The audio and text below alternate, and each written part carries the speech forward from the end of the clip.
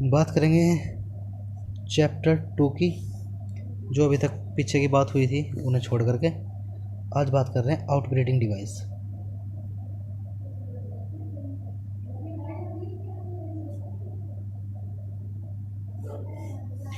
Outbreeding device का मतलब क्या है? देखिए, ये समझ लीजिए आपके फ्लावर का कार्पल पिस्टल है ना। अगर यहाँ के इसी के फ्लावर के पोलन ग्रेन इसी के पास चले जाएं तो ये सेल्फ पोलिनेशन होता है। ये कंडीशन क्या हो सकती है जो पोलिनेशन में अभी तक आपको बताया गया है? सेल्फ पोलिनेशन हो गया, या फिर एक ही प्लांट के पोलन ग्रेन उसी प्लांट के स्टिग्मा पर यानी कि फ्लावर अदर हो। लेकिन अब मान लो ये दोनों फ्लावर एक ही प्लांट के हैं और एक फ्लावर के पोलन ग्रेन दूसरे फ्लावर के स्टिग्मा पर पहुंच जाते हैं, तो उसमें क्या होगा? इसे सेल्फ पोलिनेशन ही कह सकते हैं एक तरह से, क्योंकि वही क्रोमोसोम नंबर उन्हीं क्रोमोसोम नंबर के साथ बार बार फ्यूज़ करके एक नया इंडिविजुअल बनाते हैं। अभी आप यहाँ से देखिए कि सपोज़ करिए कि आप यहाँ से पोलन ग्रेन यहाँ पहुँचा रहे हैं, तो इसका मतलब इस ओव्यूल के पास इस प्लांट के अंदर जितने भी पोलन ग्रेन्स बनते हुए उनमें जितने भी क्रोमोसोम हैं वो इसी तरह के होंगे। तो चाहे वो सेम फ्लावर के चाहे वो डिफरेंट फ्लावर के, लेकिन ट्री तो सेम है ना। तो ये सेल्फ पोलिनेशन समझ लीजिए आप एक बार से। अब आप चाहते हैं कि इसमें थोड़ा इम्प्रूवमेंट करना। आपको पता है कि कुछ डिज़ायरेबल प्रोडक्ट आपको मिल सकते हैं, लेकिन उनके प्लांट कुछ अलग हैं या उनके प्लांट डिफरेंट है इस प्लांट से, लेकिन स्पीसीज तो सेम है। सपोज़ करिए एक गुलाब का पौधा है, एक पौधा ये हो गया, ठीक है। इस पौधे में गुलाब के फ्लावर लगते हैं, रोज़ के जो फ्लावर है वो लगते हैं, और वो फ्लावर ज़्यादा अट्रैक्टिव भी नहीं है और जल्दी सूख करके फॉल ऑफ झड़ जाते हैं। लेकिन दूसरा एक और गुलाब का पौधा है जिसके अंदर जो गुलाब के फूल है वो ज़्यादा अट्रैक्टिव होते हैं और कई दिनों तक फॉल ऑफ भी नहीं होते, ताज़े रहते हैं। तो इसका मतलब उसकी क्वालिटी अच्छी है। तो हम क्या करना चाहेंगे कि उसका पोलन ग्रेन्स कहीं से, मान लो ये पोलन ग्रेन्स उसका है, हम चाहेंगे कि उसका पोलन ग्रेन यहाँ जाए और ये पोलन ग्रेन ही इसके साथ फ्यूज़ करे, है ना। तो हो सकता है कि इसकी कैरेक्टरिस्टिक इस प्लांट में आ जाए, है ना। जैसे आप क्रॉस करवाते हैं, डॉग्स का क्रॉस करवाते हैं आप बुल का, या जो गांव में जो बुफेलोज होती है उनका क्रॉस करवाते हैं। तो हम जब भी मेल लेते हैं वो अच्छी क्वालिटी का मेल लेते हैं। जो अच्छी क्वालिटी का मेल होगा जब उस फीमेल के साथ वो क्रॉस करेगा तो उम्मीद है या पॉसिबिलिटी है कि उस अच्छी क्वालिटी के कुछ कैरेक्टरिस्टिक उस बुफेलो में या काऊ में आ जाए। वही प्रोग्राम है पूरा। तो अच्छी क्वालिटी को किसी एक प्लांट के अंदर इंट्रोड्यूस करने का तरीका क्या है कि अच्छी क्वालिटी के पोलन ग्रेन उसके साथ फ्यूज़ करवा दो। तो इसी को बोलते हैं आउट ब्रीडिंग। इसका मतलब वो आउट ब्रीडिंग, और ऐसी डिवाइस जो आउट ब्रीडिंग करवा सकती है ना। अच्छा, अब यहाँ पर देखिए दो बातें हैं। अगर आप चाहते हैं कि इस ओव्यूल के साथ ये वाला पोलन ग्रेन फ्यूज़ करें तो आपको करना होगा ये जो एंथर है इस प्लांट के या इस फ्लावर के, इनको मैच्योर होने से पहले ही कट कर दो, ठीक है। इसको कट करने को बोलते हैं ईमैस्कुलेशन, ठीक है। मैच्योर होने से पहले ही कट कर दिया। अब क्या होगा? एक बात तो कंफर्म हो गई है कि इनके पोलन ग्रेन्स अब इसके ऊपर नहीं आएंगे, लेकिन पॉसिबिलिटी है कि दूसरे फ्लावर के पोलन ग्रेन यहाँ जाए और भी क्वालिटी जो है ख़राब हो जाए। तो अब क्या करना है कि इस स्टिग्मा को कवर कर दो। अब जब इस स्टिग्मा को कवर कर देंगे किसी बैग के थ्रू, आती हैं ऐसी डिवाइसेस, तो क्या हो जाएगा? ये प्रोटेक्ट हो जाएगी कंटामिनेशन से कि अब कोई भी अनडिज़ायरेबल पोलन ग्रेन इसके पास नहीं आ सकता। अब आप जब चाहेंगे तब जा कर के ये पोलन ग्रेन्स ले आएंगे, बैग हटाएंगे और ये इसके ऊपर डाल देंगे। उसके बाद क्या हो जाएगा? ये पोलन ग्रेन्स इसके जा कर के फ्यूज़ इस ओव्यूल के साथ फ्यूज़ कर जाएगा और नई ब्रीड तैयार करेगा, या नई कैरेक्टरिस्टिक के फ्लावर या नई कैरेक्टरिस्टिक के फ्रूट या नई कैरेक्टरिस्टिक के प्रोडक्ट बनाना शुरू कर देगा। ये होता है आउट ब्रीडिंग का पर्पज़। आउट ब्रीडिंग का पर्पज़ क्या है? अच्छी क्वालिटी को इम्प्रूव करना या प्रोडक्ट को ऑब्टेन करना। तो दो तरीका है इसमें। पहले आप जो आर्टिफिशियली करते हैं, आर्टिफिशियली आप कर सकते हैं, पहले इसको कट करना इमैस्कुलेशन, और फिर उसको बैग के थ्रू कवर करना है, उसे बोलते हैं बैगिंग टेक्निक। बैगिंग, ये बैगिंग टेक्निक बोलते हैं इसको। अब एक तो बात आपको पता चलेगी कि अगर कंटिन्यू सेल्फ पोलिनेशन होता रहे, सेल्फ पोलिनेशन, फिर बता रहे हैं सेल्फ पोलिनेशन क्या होता है। एक फ्लावर के पोलन ग्रेन अपने ही फ्लावर के स्टिग्मा पर आकर जा कर के उसी के ओव्यूल के साथ फ्यूज़ करते हैं, तो उसे बोलते हैं सेल्फ पोलिनेशन। अच्छा, जब सेल्फ पोलिनेशन होता रहेगा तो उससे क्या नुकसान है? एक नुकसान ये है कि कंटिन्यू सेल्फ पोलिनेशन होने से नई कैरेक्टरिस्टिक नहीं बनने पाएगी इस प्लांट के अंदर, क्योंकि वही कैरेक्टरिस्टिक आ रही है और लगातार एनवायरनमेंट चेंज होता रहता है, तो ऑर्गेनिज्म को अपने आप को भी चेंज करना होता है। ऑर्गेनिज्म में डिफरेंसनेस या अलग अलग तरह की क्वालिटी का होना बहुत ज़रूरी है, जिसकी वजह से प्लांट या कोई भी ऑर्गेनिज्म बदलते हुए एनवायरनमेंट के साथ अपने आप को एडेप्ट चेंज कर सके। ठीक है, ये करना होता है, इसीलिए कर रहे हैं हम आउटब्रीडिंग डिवाइस। दूसरा क्यों कर रहे हैं? अच्छे प्रोडक्ट लेने के लिए। ठीक है, ये कर रहे हैं। अब क्या हुआ, प्लांट ने भी कुछ ऐसा तरीका निकाला है कि जिससे वो सेल्फ पोलिनेशन से बच जाएगा। उसकी बात बताते हैं। देखो, पहला वर्ड है डाइकोगेमी, और डाइकोगेमी के अंदर दो वर्ड आते हैं, प्रोटेंट्री और दूसरा आता है प्रोटोगाइनी। ठीक है, ये दो वर्ड आते हैं। डाइकोगेमी का मतलब होता है जब दोनों फ्लावर, ये जो दोनों ऑर्गन है, male sex organ, female sex organ, flower के अंदर अलग अलग टाइम पे मैच्योर हो, उसको बोलते हैं डाइकोगेमी। अब सपोज करिए ये जल्दी मैच्योर हो गया, ये मैच्योर नहीं हुआ, तो कितने भी फल पोलन ग्रेन यहाँ आ जाए तो ये एक्सेप्ट ही नहीं करेगी इसको। या फिर ये समझ लीजिए ये जल्दी मैच्योर हो गया, ये नहीं हुआ, तो जब ये मैच्योर हो जाएगी तो दूसरे पोलन ग्रेन्स यहाँ जाएंगे, इससे बच जाएगी। तो इसी को बोलते हैं डाइकोगेमी। डिफरेंट टाइम पे डिफरेंट सेक्स ऑर्गन का मैच्योर होना डाइकोगेमी बोलते हैं।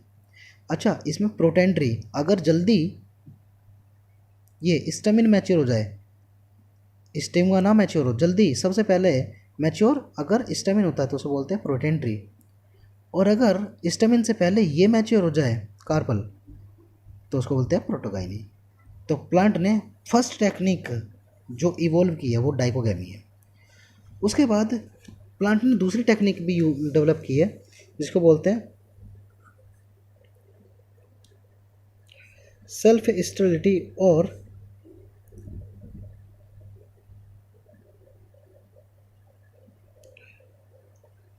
इनकम्पैटिबिलिटी। सेल्फ स्टेरिलिटी और इनकम्पैटिबिलिटी। सेल्फ स्टेरिलिटी मतलब क्या है? ये कोई स्टिग्मा, अगर यहाँ पर कोई पोलन ग्रेन आ गया जिसको ये प्लांट का फ्लावर नहीं चाहता, तो ये इसको रिसीव या एक्सेप्ट ही नहीं करेगी।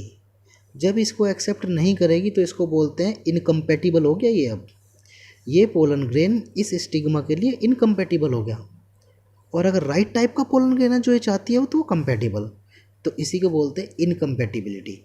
तो कुछ प्लांट ने ऐसे भी अपने अंदर डेवलपमेंट किया है कि वो wrong type of pollen grain को एक्सेप्ट नहीं करते, इसलिए उसके लिए वो इनकम्पैटिबल होते हैं, वो जर्मिनेट नहीं कर पाता पोलन ग्रेन, वहाँ से जैसा आया था ऐसे ही नीचे गिर जाएगा या ख़राब हो जाएगा।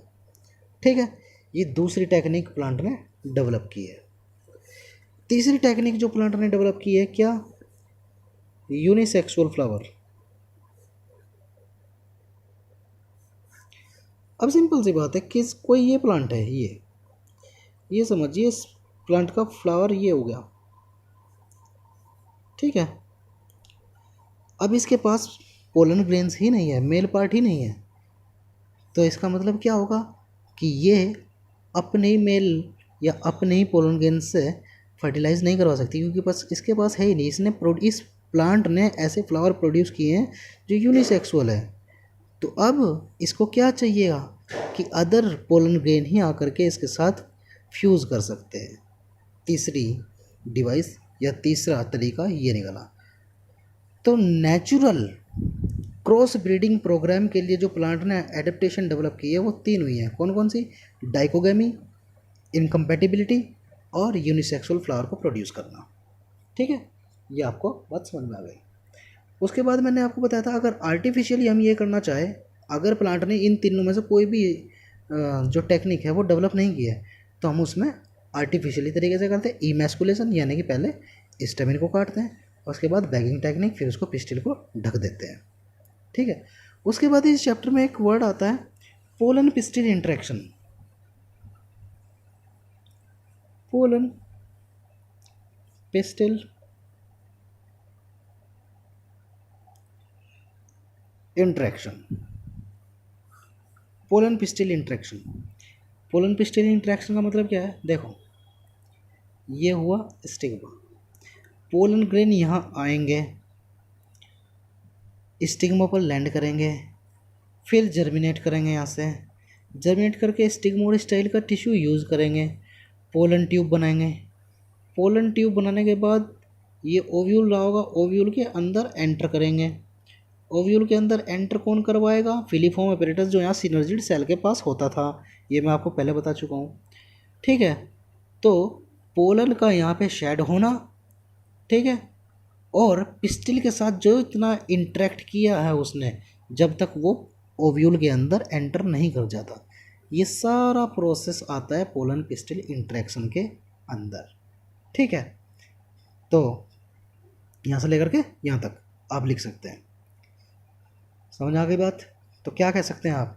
All the events from pollen deposition on the stigma until pollen tube enter the ovule are together referred to as pollen pistil interaction। ये आप लिख देंगे और उसको डिटेल में कर भी देंगे। यहाँ पे फॉलो ऑफ होना, यहाँ पे टिश्यू या जर्मिनेट करना, यहाँ पे स्टिग्मा और स्टाइल के टिश्यू को यूज़ करना, पोलन ट्यूब का फॉर्मेशन करना और फिलीफॉर्म अपैरेटस के थ्रू उसको ओव्यूल के अंदर एंटर करवा देना। ठीक है, उसके बाद मैंने आपको बता ही दिया है कि आर्टिफिशियल हाइब्रिडाइजेशन का मतलब भी क्या होता है। आर्टिफिशियल का मतलब होता है मैन मेड या आर्टिफिशियल तरीके से। हाइब्रिडाइजेशन का मतलब होता है क्या कि अगर एक स्पीसीज़ या एक इंडिविजुअल ये है, दूसरा इंडिविजुअल ये है, स्पीसीज़ तो दोनों की सेम है लेकिन रेसेस अलग अलग हो सकती है, सब स्पीसीज़ अलग अलग हो सकती है। जैसे आप बात करें कि आप आजकल जो हो रहा है, आप इससे समझ लीजिए कि कोई लैब्रा के साथ, लैब्राडोर जो होता है एक डॉग है, उसके साथ क्रॉस करवा देते हैं जर्मन शेफर्ड का, या पिटबुल के साथ अमेरिकन बुल्ली का क्रॉस करवा दिया। देखो, है तो ये सब डॉग है ना, ये सब डॉग है एक ही स्पीसीज़ के, लेकिन इनकी रेसेस या उनकी सब स्पीसीज़ अलग अलग है। उन दोनों को क्रॉस करवा करके, अब जो मान लो एक जर्मन शेफर्ड को एक लैब्रा के साथ क्रॉस करवाया, तो उसमें कुछ कैरेक्टरिस्टिक लैब्रा की होगी, कुछ उसके अंदर जर्मन शेफर्ड की होगी, ऐसा हो सकता है। तो अब वो जो नया इंडिविजुअल बना है, ये मान लो ये जो नया इंडिविजुअल बना है, ये इंडिविजुअल ना तो पूरी तरह से ये है, ना ये पूरी तरह से ये होगा। ये तीसरा इंडिविजुअल जो बना है इन दोनों ने मिल करके, ये इन दोनों की क्वालिटी रखेगा और इनसे अच्छा सुपीरियर भी हो सकता है। ठीक है, इसीलिए आर्टिफिशियल हाइब्रिडाइजेशन प्रोग्राम करते हैं, क्योंकि जब दो इंडिविजुअल की कैरेक्टरिस्टिक मिला करके एक तीसरा इंडिविजुअल बनाते हैं, तो ऐसा होता है कि दोनों ही क्वालिटी उसमें आ जाती है, तो वो ज़्यादा सुपीरियर हो जाता है एनवायरनमेंट को चैलेंज करने के लिए, अपने आप का अस्तित्व बचाने के लिए, एग्जिस्टेंस बचाने के लिए। ठीक है, इसी को आर्टिफिशियल हाइब्रिडाइजेशन कहते हैं। अगर प्लांट में करना है तो प्लांट में वही प्रोसेस होता है कि इसके अगर यहाँ पोलन ग्रेन थे, यहाँ पर ये पोलन ग्रेन तो इसे काट दो, इमैस्कुलेशन, फिर इसको कवर कर दो, बैगिंग टेक्निक, अच्छी क्वालिटी का मेल वो पोलन ग्रेन ला करके फिर इसे हटाओ बैग को और इसके यहाँ डाल दो। ये हो गया आर्टिफिशियल हाइब्रिडाइजेशन। ठीक है, ये मैं आपको बता चुका हूँ, बैगिंग टेक्निक और इमैस्कुलेशन तरीके से हो सकता है। उसके बाद मैंने आपको एक चीज़ और बताई थी, ये डबल फर्टिलाइजेशन, याद होगा आपको। डबल फर्टिलाइजेशन देखिए, मैं पहले वीडियो में बता चुका हूँ कि जब एक पोलन यहाँ आता है स्टिग्मा पर, तो वो जर्मिनेट करके स्टिग्मा और स्टाइल का टिश्यू यूज़ करके एक पोलन ट्यूब बनाता है। पोलन ट्यूब में क्योंकि इस पोलन ग्रेन के अंदर 2 सेल होती है, एक वी का मतलब वेजिटेटिव सेल और जी का मतलब जनरेटिव सेल, दोनों हाफ क्रोमोसोम नंबर की होती है। ये जा करके फ्यूज़ करती है जनरेटिव सेल एग सेल के साथ, इससे बन जाता है जाइगोट। और वेजिटेटिव सेल जो फ्यूज़ कर जाती है इसके पोलर न्यूक्लियाई के साथ, तो ये 3n रहेगा, n पहले से ही है और n पहले से ही है, और एक और n बढ़ जाएगा 3n, ट्रिप्लोइड टिश्यू बनेगा, ट्रिप्लोइड 3n का, उसको बनाते हैं जो कि बाद में बन जाता है एंडोस्पर्म। ये एंडोस्पर्म इस जाइगोट का नरिशमेंट होता है, ठीक है। इसी को बोलते हैं डबल फर्टिलाइजेशन। क्यों बोल रहा है डबल फर्टिलाइजेशन? देखो, एक फर्टिलाइजेशन इसका हुआ है पोलर न्यूक्लियाई का, और एक फर्टिलाइजेशन इसका हुआ है एग सेल का, तो इसलिए इसको डबल फर्टिलाइजेशन। और ट्रिपल फ्यूज़न भी इसको कह सकते हैं। क्यों कहा है? क्योंकि एक फ्यूज़न इसका हुआ है इसके अंदर इस न्यूक्लियस का, एक फ्यूज़न इस न्यूक्लियस का हुआ, और एक फ्यूज़न इस एग सेल का हुआ, इसलिए इसको ट्रिपल फ्यूज़न भी कह सकते हैं। यही सारा स्टेप आप लिखेंगे तो डबल फर्टिलाइजेशन, ट्रिपल फ्यूज़न आप कह सकते हैं। लेकिन आप बस एक चीज़ याद रखिएगा, जब ये वेजिटेटिव सेल फ्यूज़ करती है इस n+n वाली कंडीशन के साथ, तो एकदम से एंडोस्पर्म नहीं बनता, उससे पहले ये बनता है PEN। PEN का मतलब है क्या? प्राइमरी एंडोस्पर्म न्यूक्लियस, यानी कि एंडोस्पर्म बनने वाला है लेकिन उससे पहले का न्यूक्लियस जो बना है वहाँ पे वो प्राइमरी एंडोस्पर्म न्यूक्लियस है। उसके बाद PEN से बनता है PEC। PEC का मतलब क्या है? Primary endosperm cell. अब प्राइमरी एंडोस्पर्म सेल बन चुके हैं और उसके बाद बन जाता है एंडोस्पर्म, ठीक है। इस तरीके से एंडोस्पर्म बनता है। PEN और PEC से घबराना नहीं है, it is just only the stage of 3 nucleus. The starting stage is called PEN, the later stage called PEC, and the final stage of this is endosperm. Clear? अच्छा, अब suppose कर लिए ये फर्टिलाइजेशन भी हो गया है। फर्टिलाइजेशन के बाद के स्टेप को हम बोलते हैं क्या? Post fertilization event. Post fertilization event का मतलब फर्टिलाइजेशन के बाद के इवेंट जो होने वाले हैं। फर्टिलाइजेशन के बाद इवेंट क्या होता है? सिंपल सी बात है, ये जो आपकी ओवरी है, ये जो आपकी ओवरी है, ये इतनी,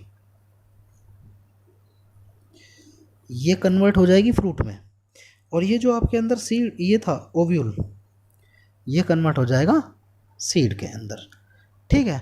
तो पोस्ट फर्टिलाइजेशन में इतना ही लिखा है कि following double fertilization event the endosperm of the embryo development, maturation of ovule into seed and ovary into fruit, ovary fruit में कन्वर्ट होती है, और all these are collectively termed as post fertilization event. अब हम बात करते हैं, अगर एंडोस्पर्म की बात करें तो एंडोस्पर्म क्या है? Endosperm is a triploid tissue which is form by the fusion of vegetative cell with the polar nuclei, endosperm, and this is reserve food material for the zygote. Zygote के लिए reserve food material होता है ये। Clear है? ये लिख देंगे। अब मैं बता देता हूँ कि जो कोकोनट वाटर होता है आपका, कोकोनट वाटर या नारियल जो होता है, वो पूरा का पूरा नारियल या उसके अंदर का जो पानी होता है वो पूरा का पूरा एंडोस्पर्म होता है और कुछ भी नहीं होता। कोकोनट में बीज तो एक अनाज के दाने के बराबर होता है, वो होता है सीड, बाकी का ये पूरा एंडोस्पर्म में होता है। अब हम बात करते हैं सीड की, ठीक है। सीड क्या है? ये आप स्ट्रक्चर देखिए, सीड में 2 लेयर होती है। पहली बात ये क्या बोलते हैं? बाहर वाले को टेस्टा और अंदर वाली लेयर को टेगमेन, इसे बोलते हैं सीड, ठीक है। और क्या होता है सीड के अंदर? ये कोटिलेडन और ये एम्ब्रियोनल एक्सिस, जहाँ पे कोटिलेडन जुड़े हुए हैं। तो a typical seed consist a seed coat, cotyledon and developing embryo, इसे बोलते हैं हम सीड। हम सीड को और भी कुछ कह सकते हैं। Seed is the final product of sexual reproduction. Sexual reproduction के बाद का जो क्या प्रोडक्ट है वही सीड होता है। या आप ये भी कह सकते हैं कि ओव्यूल फर्टिलाइजेशन के बाद जो बनता है उसे सीड कह सकते हैं, ठीक है। अब बात करते हैं 2 तरह के सीड की। देखो, ये सीड है, ऐसा सीड जिनके अंदर एंडोस्पर्म नहीं बच जाता। जैसे ही ये ओव्यूल जैसे ही ये एम्ब्रियो डेवलप होता है तो वो सारा का सारा एंडोस्पर्म कंज्यूम कर चुका है। तो ऐसा सीड जिसके अंदर एंडोस्पर्म कंप्लीटली यूज़ हो गया है एम्ब्रियो डेवलपमेंट के दौरान, उसे बोलते हैं हम क्या? नॉन एंडोस्पर्मिक सीड, ठीक है। नॉन एंडोस्पर्मिक सीड, क्योंकि एंडोस्पर्म नहीं बचा। एग्जांपल पी ग्राउंडनट, जितने भी डाइकोटिलेडन प्लांट हैं जिनमें दो कोटिलेडन, जैसे ग्राम है, वो चना है, जितनी भी दालें हैं ऐसी होती हैं। दूसरा जैसा एग्जांपल भी मैं दे दूँ इसमें, पी ग्राउंडनट सीरियल वो सॉरी पल्सेस, जितने पल्सेस होगा जिसमें आ जाएगी। दूसरा सीड होता है एल्ब्यूमिनस सीड, एल्ब्यूमिनस।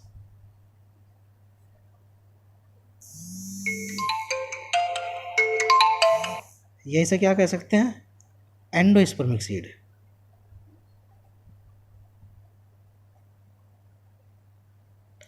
ये वाला कौन सा सीड था जिसमें नहीं मिला अभी एंडोस्पर्म, नॉन एंडोस्पर्मिक, या क्या कह सकते हैं, नॉन एल्ब्यूमिनस। ये नॉन एल्ब्यूमिनस सीड। एल्ब्यूमिनस में क्या आ जाएगा, ये आप जैसे आपके बुक में जो डायग्राम दे रखा है वो इस तरीके से कुछ दिया हुआ है ना। इसमें आप ये एक लेयर होगी यहाँ पर जो दोनों को सेपरेट कर रही होगी, यहाँ पे एक ये एम्ब्रियो और ये रिजर्व फूड मटेरियल एंडोस्पर्म, ये एंडोस्पर्म है। देखो सीड के डेवलपमेंट के दौरान या उसके बाद भी एंडोस्पर्म बचा रह गया है, तो अगर बचा रह गया है तो उसे बोलते हैं एंडोस्पर्मिक सीड, क्योंकि एंडोस्पर्म बचा रह गया है। ठीक है, क्लियर है बात। ये इसमें एम्ब्रियो होगा, जिसमें एम्ब्रियो में क्या होता है, देखो ये अगर हम ध्यान से देखें यहाँ पे, यहाँ से आपको समझ में आ जाएगा। ये एम्ब्रियोनल एक्सिस, एम्ब्रियोनल एक्सिस के ऊपर वाला हिस्सा ये वाला, इसे बोलते हैं इपिकोटाइल। नीचे वाला हिस्सा होता है हाइपोकोटाइल। ठीक है, उसके बाद हाइपोकोटाइल का टर्मिनल एंड ये होता है रेडिकल, और एपिकोटाइल का टर्मिनल एंड ये होता है प्लूमूल। नीचे वाला टर्मिनल पार्ट रेडिकल, ऊपर वाला प्लूमूल।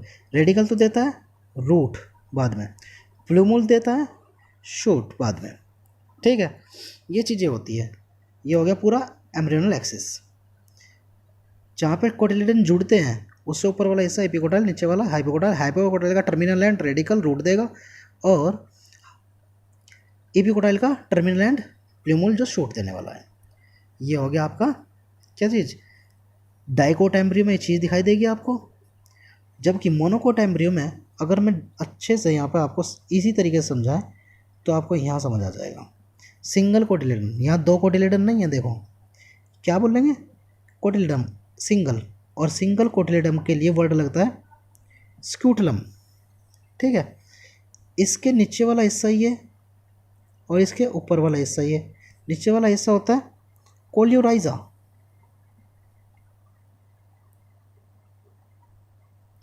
और ऊपर वाला कोलियोप्टाइल। ठीक है, वहाँ पे इपिकोटाइल हाइपोकोटाइल था, यहाँ पे इपिकोटाइल की जगह कोलियोप्टाइल और हाइपोकोटाइल की जगह कोलियोराइजा, बाकी चीज़ें वही प्लूमूल रेडिकल। ठीक, ये चीज़ें होती है सिंगल कोटिलेडन वाली, ये देखिए मोनोकोटिलेडन। ठीक है, उसके बाद बात करते हैं पेरिस्पर्म की। पेरिस्पर्म, पेरिस्पर्म क्या है बताया तो मैं आपको। पेरिस्पर्म क्या है, जब आपने ओव्यूल बनाया था, है ना, ओव्यूल, उस ओव्यूल में आपने ये बनाया था, ये ओव्यूल, और इसमें आपने ये लिखा था, ये वाला टिश्यू देखो ये लिखा है न्यूक्लियस, ये लिखा न्यूक्लियस। अगर किसी सीड के अंदर डेवलपमेंट के बाद भी न्यूक्लियस बच जाता है, ये न्यूक्लियस वैसे तो ख़त्म हो जाना चाहिए था, लेकिन अगर बच गया है तो उसको ही बोलते हैं पेरिस्पर्म। ठीक है, पेरिस्पर्म इसी को बोलते हैं, और ये मिलता है ब्लैक पेपर और बीट में। उसके बाद अगर हम बात करें डोरमेंसी की, डोरमेंसी की बात करें, ये कंडीशन डोरमेंसी, डोरमेंसी क्या होती है, एक इनएक्टिव स्टेज होती है प्लांट की। जैसे आप पॉपुलर में समझिए, पॉपुलस जब आपने देखे होंगे, उनके अंदर ब्रांच के ऊपर कली सी निकलती है, एक बड लाइक स्ट्रक्चर निकलती है जो ब्रांच में डेवलप नहीं होते पूरे साल भर, एक्सेप्ट फरवरी मार्च में वो निकल कर ब्रांच में कन्वर्ट हो जाती है, उनसे पत्तियाँ निकलती हैं। तो इसका मतलब उस टाइम तो उससे पत्ती निकल गई, पूरे साल भर वो कहाँ थी, पूरे साल भर वो इनएक्टिव स्टेज में थी, और उस इनएक्टिव स्टेज को ही बोलते हैं डोरमेंसी। क्लियर। अब उसके बाद हम बात करते हैं पेरिकार्प की। पेरिकार्प की बात देखो यहीं करते हैं। ये समझिए आपका फ्रूट, ये इसका सीड, ये आम समझ लीजिए सबसे बाहर वाली लेयर, क्योंकि आम का ऐसा कोई भी फ्रूट किससे बनता है, ओवरी से। तो ओवरी की सबसे बाहर वाली लेयर होती है एपिकार्प। बीच वाली जो खाई जाती है, हमेशा नहीं खाई जाती, मेजोकार्प। और जो सीड को प्रोटेक्ट कर रही है, देखो गुठली होती है बाहर हार्ड, उसके अंदर सॉफ्ट गुठली होती है, उसे बोलते हैं एंडोकार्प। इन तीनों ओवरी की लेयर या इन तीनों फ्रूट लेयर को बोलते हैं पेरिकार्प। ठीक है। Pericarp is the wall of fruit which protect the seed और विच प्रोटेक्ट द एम्ब्रियो। ठीक है। एम्ब्रियो आपको पता चले गया। एम्ब्रियो जाइगोट से बनता है। जाइगोट जब डिवाइड करना शुरू करता है तब उससे बनता है एम्ब्रियो, और एम्ब्रियो ही बाद में आपको नया प्लांट देता है। डाइकोट एम्ब्रियो में बता चुका हूँ, इपिकोटल, हाइपोकोटल, प्लूमूल, रेडिकल और मोनोकोट एम्ब्रियो बता चुका हूँ, जिसमें स्कूटलम मिलेगा। इपिकोटाइल की जगह कोलियोप्टाइल और हाइपोकोटाइल की जगह कोलियोराइजम मिलता है। सिंगल कोटिलेडन होता है, स्कूटलम बोलते हैं उसको। ठीक है। उसके बाद मैं बात करता हूँ ट्रू फ्रूट की, या फ्रूट की बात करते हैं। फ्रूट है क्या? फ्रूट राइप्ड ओवरी है, पकी हुई ओवरी को ही फ्रूट बोलते हैं, सिंपल। उसके बाद ट्रू फ्रूट क्या है? वो फ्रूट जो ओवरी से डेवलप होते हैं वो ट्रू फ्रूट है, और ऐसे फ्रूट जो ओवरी से डेवलप नहीं होते वो फ्रूट फॉल्स फ्रूट होते हैं। जैसे एप्पल और स्ट्रॉबेरी, ये दोनों फ्रूट फॉल्स फ्रूट है, क्योंकि ये वहाँ से इस ओवरी से डेवलप नहीं होते, इस थैलेमस से डेवलप होते हैं, इससे डेवलप होते हैं, तो ये फॉल्स फ्रूट में रखे जाते हैं। ठीक है। अब बात करते हैं पार्थिनोकार्पिक फ्रूट की। देखो फ्रूट कब बनता है, यहाँ पे आपने देखा है, जब यहाँ पे पोलन ग्रेन्स आएंगे, फिर इसके साथ फ्यूज़ करेंगे, ये बन जाएगा सीड और ये पूरी बन जाएगी फ्रूट। तो फर्टिलाइजेशन के बाद ही तो फ्रूट बनता है। लेकिन अगर कोई फ्रूट बिना फर्टिलाइजेशन के ही डेवलप हो जाए, जब फर्टिलाइजेशन नहीं होगा तो उसके अंदर क्या नहीं होगा, ये सीड भी नहीं होगा, तो ऐसे फ्रूट को बोलते हैं पार्थिनोकार्पिक फ्रूट, और इस इवेंट को बोलते हैं पार्थिनोकार्पी। एग्जाम्पल है बनाना और मलबरी, जिससे शहतूत बोलते हैं। अब इनमें सीड नहीं होते। अब कुछ सीड जो है बहुत पुराने भी देखे गए हैं, जो 10,000 साल पुराने हैं, जिनकी इनएक्टिव स्टेज यानी कि डोरमेंसी की जो एज होती है वो 10,000 साल होती है। आपकी बुक में लिखा हुआ है ओल्डेस्ट सीड जो मिले हैं वो ल्यूपिन के मिले हैं, LUPIN, ल्यूपिन। यहाँ पे लिख दे रहा हूँ LUPIN, ल्यूपिन के सीड मिले हैं, ल्यूपिनस के मिले हैं, और ये आर्कटिक टुंड्रा से मिले। इनकी जो इनएक्टिव स्टेज देखी गई है वो 10,000 साल देखी गई है। और अभी एक रिसेंट रिकॉर्ड आया है 2,000 साल पुराना डेट पाम यानी कि खजूर के सीड भी मिले हैं, जिनकी इनएक्टिव स्टेज 2,000 साल थी, यानी कि डोरमेंसी कंडीशन, डोरमेंसी स्टेज। उसके बाद बात करते हैं एपोमिक्सिस। देखो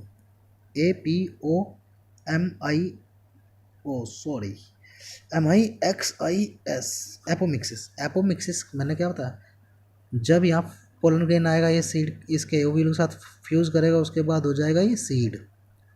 बन गया ना सीड, कब बना, जब फर्टिलाइजेशन हुआ। लेकिन अगर बिना फर्टिलाइजेशन के सीड बन जाए तो उसे एपोमिक्सिस बोलते हैं, और बिना फर्टिलाइजेशन के अगर फ्रूट बन जाए तो उसे पार्थिनोकार्पी बोलते हैं। तो एम्पियोमिक्सिस ही होगी। अब बात करते हैं पोली एम्ब्रियोनी की। पोली एम्ब्रियोनी, अगर एक सीड के अंदर देखो, मान लो जैसे मैं बता रहा हूँ, ये सीड हुआ और ये इसका एम्ब्रियो, ये एक ही एम्ब्रियो है सीड के अंदर, तो ठीक है। और अगर इस सीड के अंदर बहुत सारे एम्ब्रियो मिल जाए तो कंडीशन को बोलते हैं पोली एम्ब्रियोनी। और इसके एग्जांपल में आते हैं सिट्रस, यानी कि जितने भी खट्टे फ्रूट है, नींबू, चकोतरा, संतरा, आंवला, ये सब इसमें आ जाएंगे। और एपोमिक्सिस जो अभी बताया था उसमें एस्ट्रेसी के मेंबर और ग्रासेस, जितने भी ग्रासेस हैं, ग्रास फैमिली में जितने आते हैं वो आ जाएंगे। ये आपका चैप्टर कंप्लीट पूरी तरीके से ख़त्म हो जाता है।